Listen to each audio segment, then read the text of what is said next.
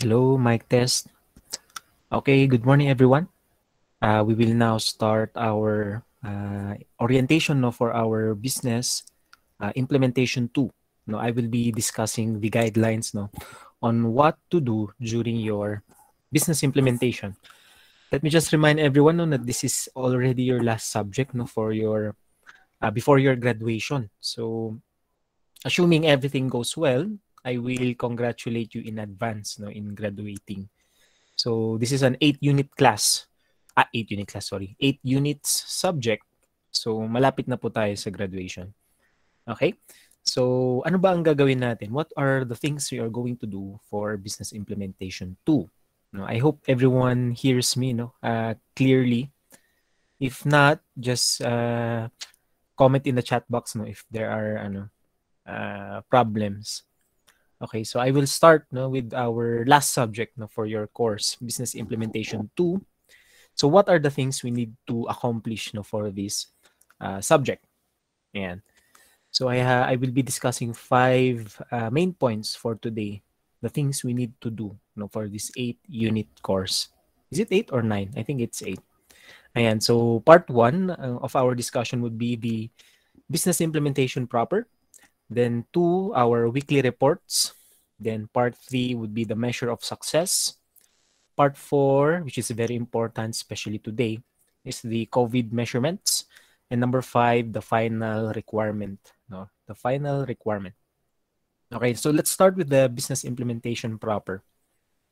Ayan. So listen carefully kasi these are the things you need to do.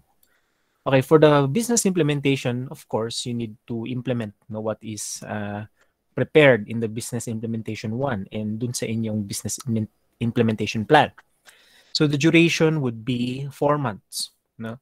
So it would start January 17 to 15, 2022. And I think some of the groups are already starting the businesses.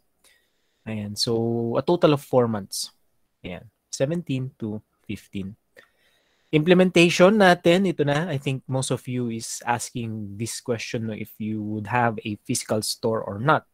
But today, because of the surge of the Omicron virus, and according to news that we are not still on the peak, which means na mas tataas pa ang cases in the following weeks, I encourage everyone to do the businesses online. Okay, pure online. This is one way for us to prevent then the virus to spread. Okay? This is a last minute decision rin made by me and Mambani and the other faculty members. Supposedly, we will be pushing sana a physical store, but with the things happening around us, I guess this is the best option for the business implementation, is we do it purely online. Okay? All right, so we do it online. As much as possible, we do it online. Third requirement natin is I need you to open a savings account or bank savings account. Recommended is through BSU Cooperative. Now, the reason is kung bakit kailangan natin ng savings account kasi you will be depositing your income in the passbook. Don't worry, the amount deposited on your passbook, since your names are in there, would be yours. No? So, 0% ang kukunin ng department. We will not be getting any of your income. The only reason we are requiring you to open a savings account kasi we need a proper recording. If your business is really having an income or not. Okay, so you would be depositing your income on a monthly basis. So our duration is from January to April, so we must see 4 deposit in your passbook. And that is one document you should pass by the end of the semester. Okay? Now, why are we requiring you to open a savings account? Siguro question nyo yan kasi maybe some of you have their personal accounts. Kasi as much as possible is we do not want you fabricating your income. We had this experience with the past business implementation. Usually, we do not really require yung savings account. We trust naman yung implementors in having their income. But there was a group who fabricated yung income just to reach yung what is stated in their business plan. Hindi naman talaga sila nag-business implementation yet they are receiving income. So now we need to have a proof that your business really does have an income. And again, there should be 4 deposits, one each month, to know if the income is real or not. Okay? And last natin dito, we are still working with UBA, University Business Affairs, kasi Ma'am Bani promised, hopefully she will deliver, no? Pero Ma'am Bani promised us to dedicate one aisle in the BSU Marketing Center for the purpose of business implementation, which means you can display your products in BSU Marketing Center. But then again, we have to wait, the guidelines from Ma'am Bani. The question is when, kasi Ma'am Bani is now under isolation din. No? So we have to wait na ma-clear siya. Ayan, so far yan ang gagawin natin for business implementation proper.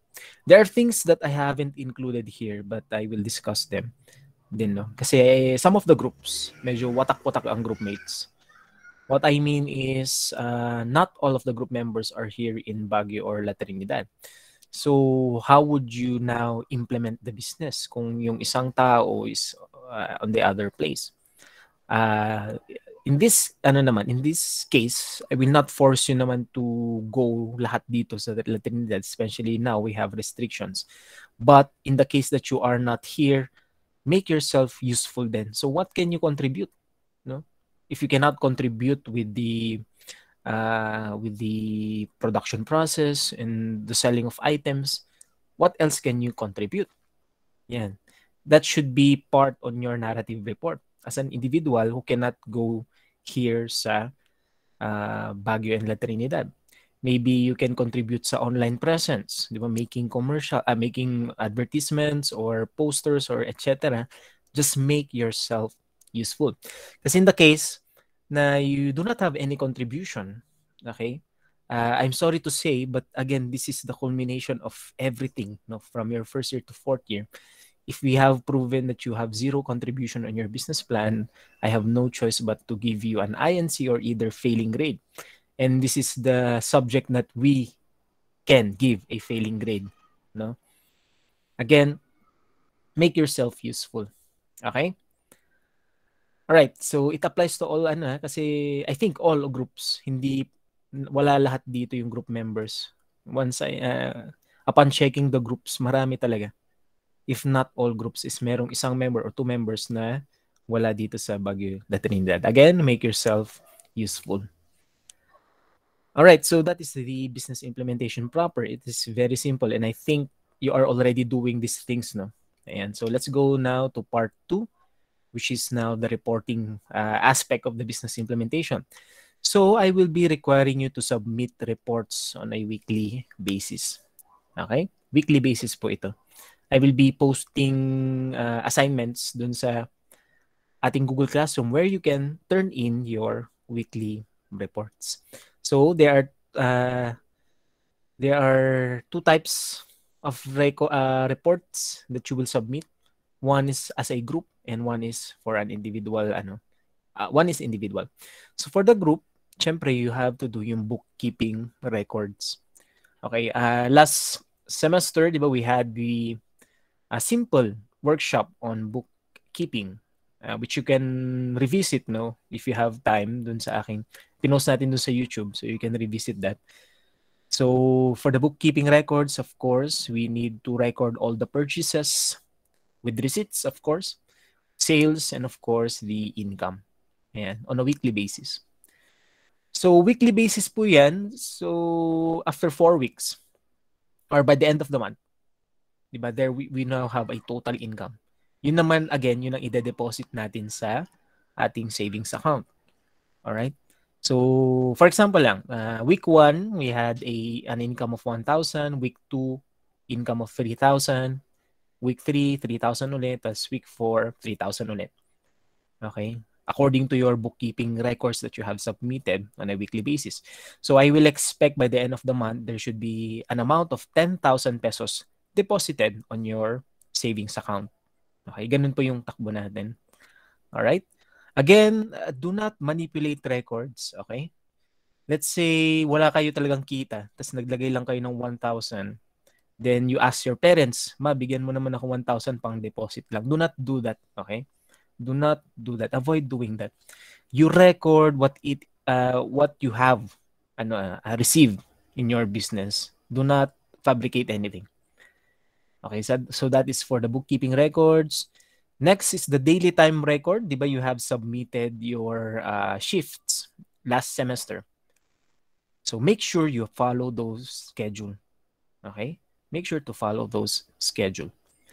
So in the case na someone cannot report, you just record. Kasi there are reasons naman may linalagnat or sinisipon. We will allow that. Kasi again, we will have yung mga COVID protocols natin to avoid the spread of the virus. So if you are not feeling well, I suggest that you take a rest. You avoid contact. Okay, we will allow that. But in the case, of course, that you are healthy, syempre you must perform or must attend yung schedule na you have submitted last semester. Okay, so that is for daily time record. Weekly individual report, ito na. This is a narrative report. Para siyang a quick or short essay on the learnings and experiences you receive during the week. Okay? Ayan. So every week there should be an experience. Every week there should be learnings. Okay? Hindi naman sobrang mahaba. Okay? 1 or 2 paragraphs will do as long as you have experiences. Okay? And then last is ipunin natin to kasi this is something that you will do or need to compile during your final requirement is your photo and video documentation. So I really suggest na ipunin nyo to as early as now. Ipon. So photos on site or photos online may include yung production on how you do your products, during sales, deliveries, if you will deliver the product, you take pictures, you take videos, customer engagement, testimonies. I guess some of the businesses, di ba, may mga testimonies from customers. For example, napakasarap, etc. Yung mga ganun. Comments from customers, if you can document those, either physical or online. Okay? Again, ipunin nyo na to. I will explain later why. So those are the weekly reports you need to do. Ayan. Templates, by the way, there would be templates for this one. I will be sending it maybe a little bit later or tomorrow. Ayan, para hindi kayo mahirapan. Alright, part 3 natin, ito na yung measurements of success. So how will you know if you will pass this subject or not? Ayan, of course, we will measure it through your income. Number 1, again, earlier I have told you to open a savings account. So you will deposit now the sales. Dapat match yan. It should match on the weekly bookkeeping records you will be submitting. So there should be a total of 4 deposits for the whole business implementation period. 1 for January, 1 for February, 1 for March, and 1 for April. Okay? Ayan. So again, I will note that 100% of the amount sa inyo po yun. So the Department of Entrepreneurship will not get any percentage share. Okay? Again, I will just repeat, the purpose is just for recording and for documenting the actual income. All right? Okay, ito na. So what would be now the target income?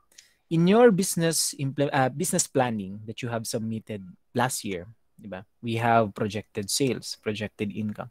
So your goal is to achieve at least 50% of that projected income. Yung ginawa natin is the projected income from January to December. Siyempre, hindi lahat yun. So we will only be targeting the income projected from January to April. Okay? The target for passing is 50%, but that doesn't mean that you will only aim for 50%. 50% means stress. Okay? If you can aim more, much better. Okay? If you can exceed, kasi we have cases then in the past business implementation, they have achieved more than 100% of their targeted income, which is very good. If you can do that, good. Our only requirement to pass is 50%, but do not only aim for 50%, of course. All right? By the way, I'm very sorry. I forgot to tell something. Babalik tayo dito pala. Speaking of which, dun sa ating business planning. Kasi di ba you have multiple products. Maybe you have a question na, sir, are we required to sell all of those products? Okay. Now, here is the dilemma natin. Kasi again, di ba, we will not be having a physical store. We will be doing the business online. So you are not required to sell all of the products stated in your business plan. Okay? Our rule is at least 2 or 3 of the products in your business plan pwede nyong ibenta. Okay. Sir, can we add products? Yes, you can add other products. Kasi that is part of business implementation. There are changes from the implementation, from the planning. Usually, the planning, hindi natin yan nasusunod 100%. There would always be changes. Okay? So, again, our rule dito is at least 2 of the 3, 2 to 3 products from your business planning, ibebenta nyo. And you can add additional products. Sir, should it be related to food? Of course, kasi you are food majors. So walang magbebenta ng damit bigla, okay? Or biglang may nagla-live selling ng ukay-ukay dyan. We must focus on food. Alright? Ayan, I'm very sorry, nakalimutan kong banggitin kanina. Okay, isang part na tayo. Alright. Again, measures of success, at least 50% of the projected income. Alright. So let's go to number 4, which is very important, especially today. I want everyone to create a COVID measurement plan. As much as possible, no, we will perform our business ng zero contact. Zero contact, which means we limit no, the persons na we deal with, no, yung, especially yung physical. So you create no, yung a plan dito sa how you will perform COVID measurement plans para hindi kumalat yung virus. This should be the focus of your business implementation. No? Okay. After creating these COVID measurement plans, in your documentation, in your reports, it should reflect na you are performing these COVID prevention plans. Okay. I will note this in any case na there would be a violation on COVID measurements. And any group who has proven to violate any COVID measurements set by the government, the government has imposed rules and regulations on COVID. Department and business implementation requirements shall be pulled out from the field and will be marked INC. So again, we must be very careful, especially now. Tulad na sinabi ko earlier, we are not yet on the peak ng Omicron transmission. So let us be very, very careful dito. Okay? So we will be strict here. Protect yourselves, no, guys. Okay, and last natin, I will be discussing now the 2 final requirements now for this semester. So if you notice, we ended on April 15, but the semester will end around May. The reason is kasi I need you to compile yung mga reports and to create a video presentation on the whole business implementation process. So we have 2 requirements, the report and the video. For the report, this is the final written output for the business implementations. Guidelines, again, I will post it on Google Classroom. Same with the video presentation, I will post it on Google Classroom. So there is already a template no, for our business plan implementation report. Let me just show you. Okay. Ayan. So I will be sending this maya-maya din. So what are the things we need to put in our business implementation report? Ayan. So we have the business profile. So the registered name of the business. Diba? All of you has DTI registration naman. This DTI certificate number, the name of the group members, the business address where you will do the production, and the product lines. When I say product lines, these are now the actual products na you are selling, no? The products from your business planning plus the products you decided to add, no, which is not part of your business planning. Dito siya magre-reflect. It will be now shown in your business plan implementation report. For the concept, ayan. So what is your concept? of the business. Sir, can we change our concept? Definitely yes. Kasi again, it is not required that you follow 100% of the business plan. There will always be changes. Ayan. Business concept developments, the develop concept of your business, of the regional concept. Ayan. Provide justifications. Why did you change, diba? From the business plan to business implementation. Insights. What insights you learn in conceptualizing the business concepts? Ayan. What are the factors which made you change your concept from the business plan to the business implementation? Dito nyo ilalagay yon. Okay, third part is the implementation of the marketing plan.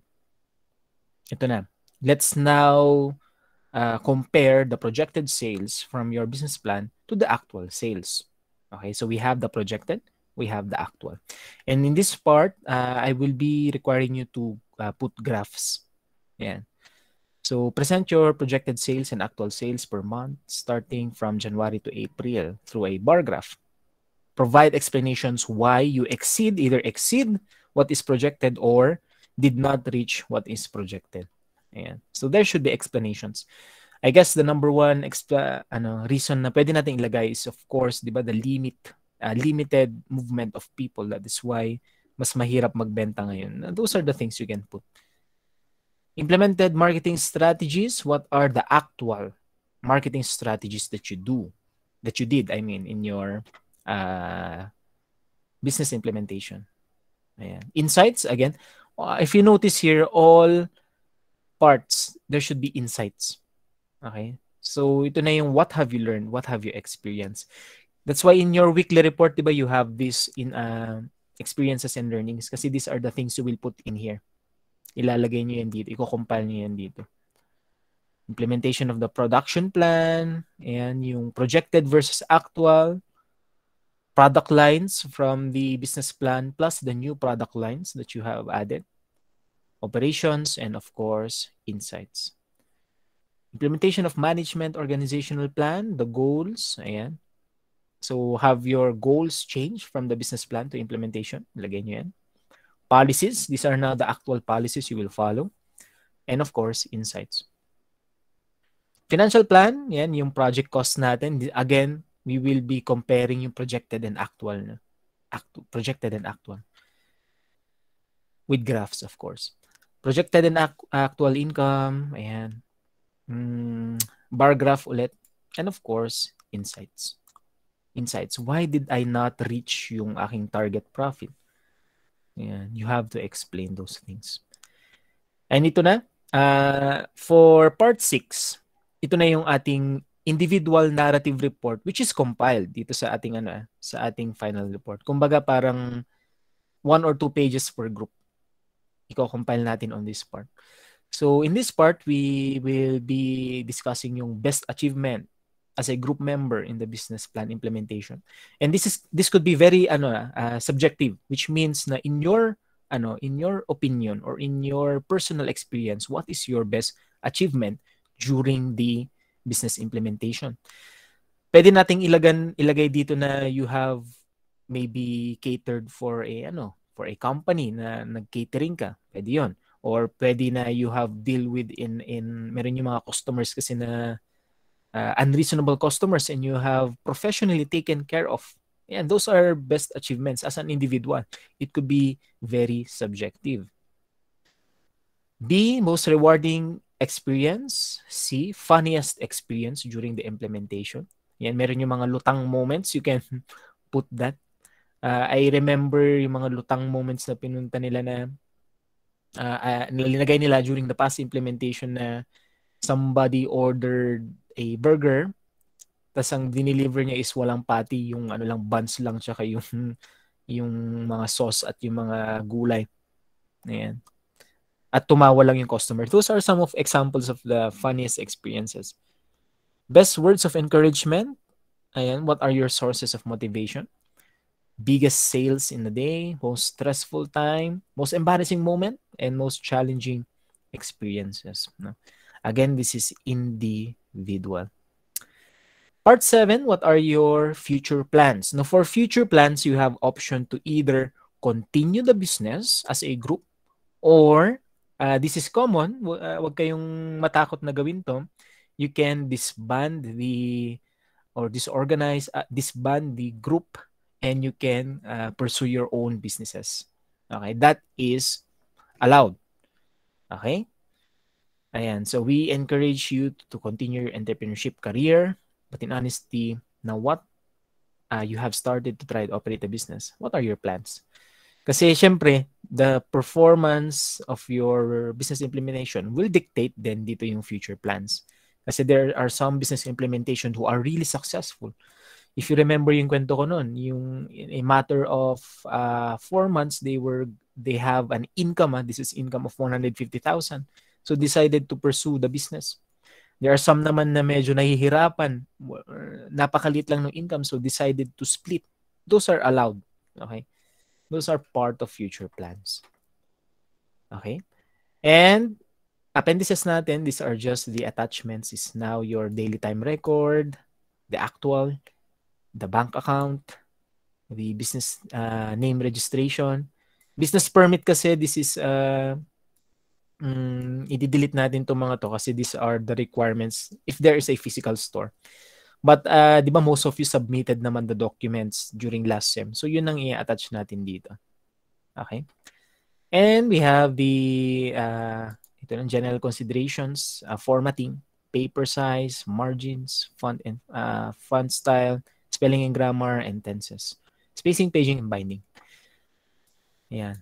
Black and hard binding material po tayo for the business. Business plan implementation report. Sir, are there samples na pwede naming hiramin sa office? Meron po. We have samples and I can let you borrow those books for, syempre, for basis. Okay. So, kung babalik po tayo dito sa ating part 2, I suggest that you really do these things on a weekly basis. Kasi kung ginawa nyo tong mga to, hindi kayo mahihirapan or you will not have a hard time in compiling for your business implementation report.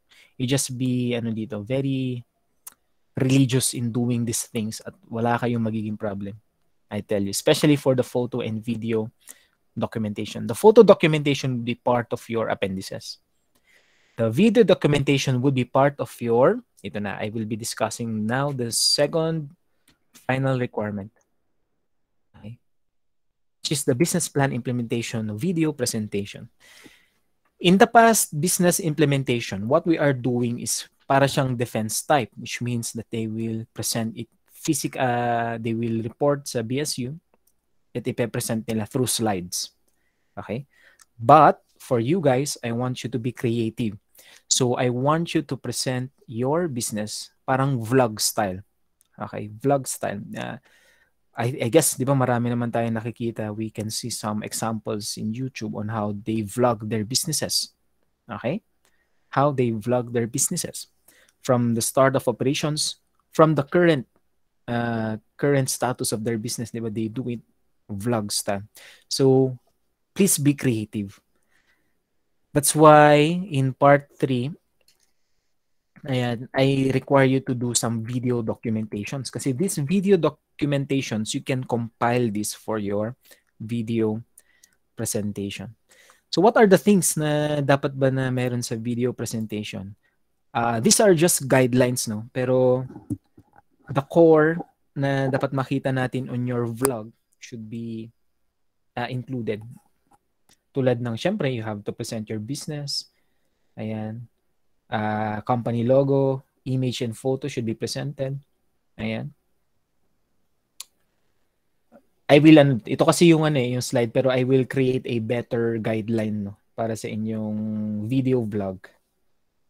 Pero most of the should be presented here, tulad ng the problem should be presented, The problem you are trying to solve, compelling problems to be solved, validating quotes or the from customers or analysts.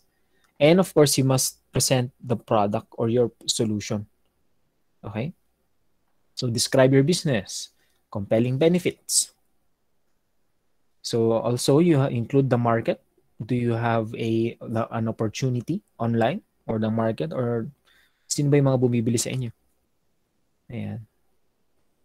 Technology, how are you producing the product? Competitive advantage, if you can document what makes your product better than your competitors, especially for food, di ba, that most of the online businesses now are selling food. So what makes your products or business better than your competitors? Ayan. Competitive landscape, who are your competitors? How are you different from your competitors? At syempre, testimonies from your customers. Ayan. So what are your marketing strategies? What did you do in order to compete, no? Especially on the online landscape. Ayan.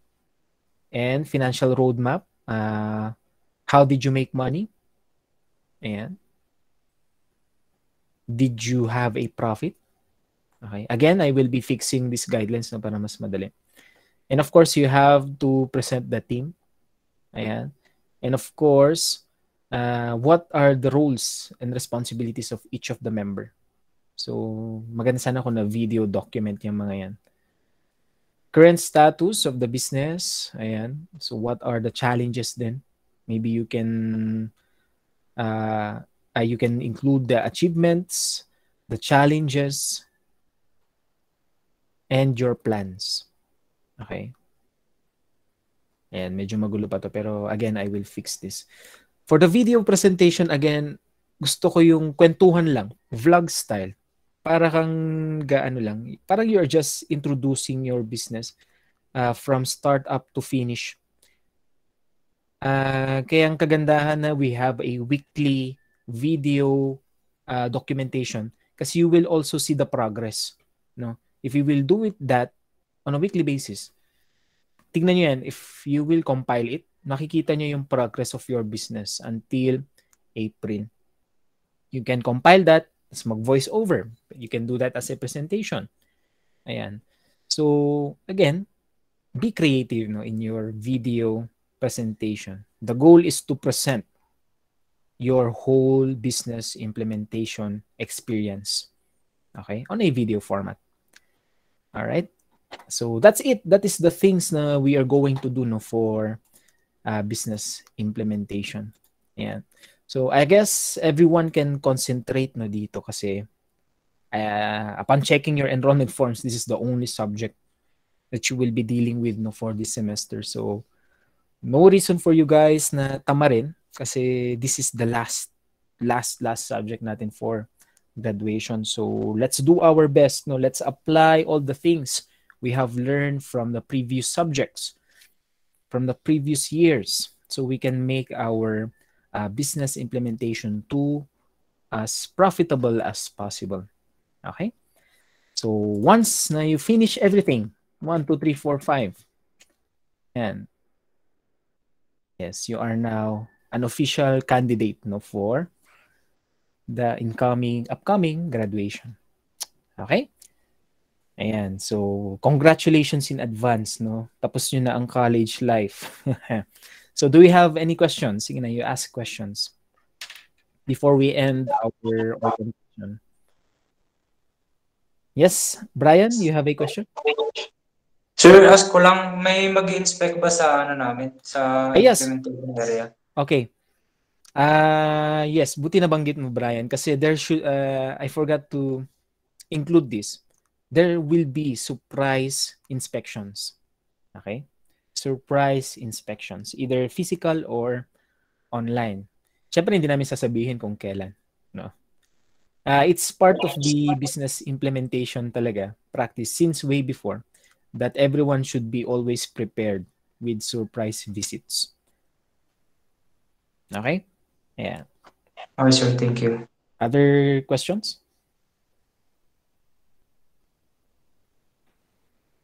Sige na, you clarify the things na gusto nyong tanungin now.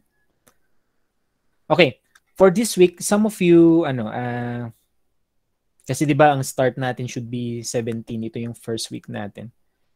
You can put on your narrative report, if kung setup ang gagawin nyo this week, it's okay. You can put it on your narrative weekly reports na nagsiset up kayo this week. Pero I guess most of you, tinitingnan ko naman yung mga Facebook presence nyo. Most of you have already started their business. So there should be no problems. All right. Other questions? Sir, Yes, Brian. sir, clarify ko lang. Kayo ba yung mag-inspect or BFP gano'n? Ano yun? Kami, mga faculty members ang mag-i-inspect. Ay, okay, sir. Thank you. Yeah, mga faculty members. So if there are no more questions, again, I am always available online. Medyo nadidelay lang ako mag-reply ngayon, pero I will try my best to answer your queries online. So, but now, ang importante is everyone should be clear on what to do on business implementation too. So if no more questions, thank you for attending our online orientation, and I will see you on our surprise visit. Good luck, everyone. Goodbye. You can log out now. Thank you, sir. Thank you, everyone.